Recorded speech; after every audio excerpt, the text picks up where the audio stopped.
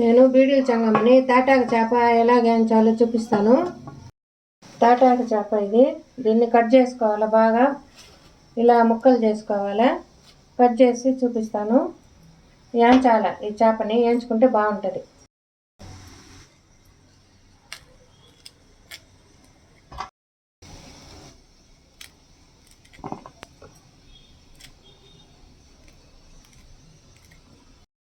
చేప వేయించుతున్నాను.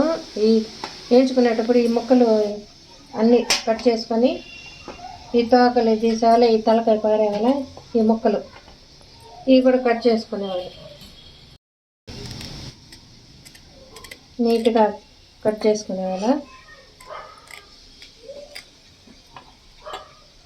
కట్ చేసుకుంటే బాగా నీట్గా చేసుకుంటే బాగా. పేగులు ఇటుంటాయి, కట్ చేసుకొని ఈ చెత్త అంతా తీసేవాళ్ళు. కట్ చేసుకుని వేస్తే వచ్చేస్తుంది. ఇది లోపల నీళ్ళు పోసి బాగా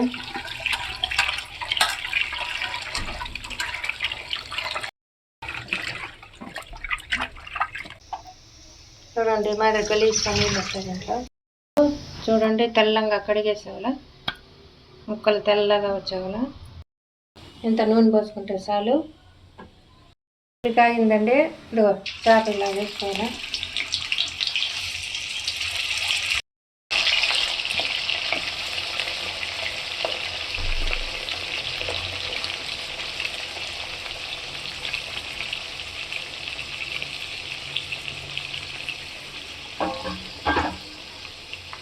ఈ చేపకే ఉప్పు ఉంటుంది, మనమే ఉప్పు ఏమైపోలేదు. నేను వీడియోలు తీయలేదు.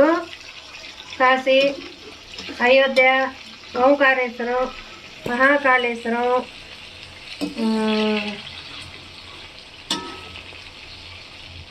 బుద్ధగయ్య, బుద్ధగయ్య అవన్నీ యాత్రలు పోతా ఉన్నా. నేను చూసుకున్నాను. అవన్నీ చూపించాలంటే వీడియో తీసేదానికి ఎవరు లేరు, అందరూ పెద్దలే పోయాము. వీడియో తీయలేకపోయాను. అవన్నీ అంతా మనం చూడాల్సిన ఊర్లు అవన్నీ. అందుకని కొద్దిగా మిరప్పొడి వేసామంటే బాగా రుచిగా ఉంటుంది. ఎక్కువ వేసుకోవాలి, లైట్గా ఒక రౌండ్ వేసుకొని ఎర్రగా మాదిరిగా దూరగా అయిపోవాలి. అప్పుడు చేప బాగుంటుంది.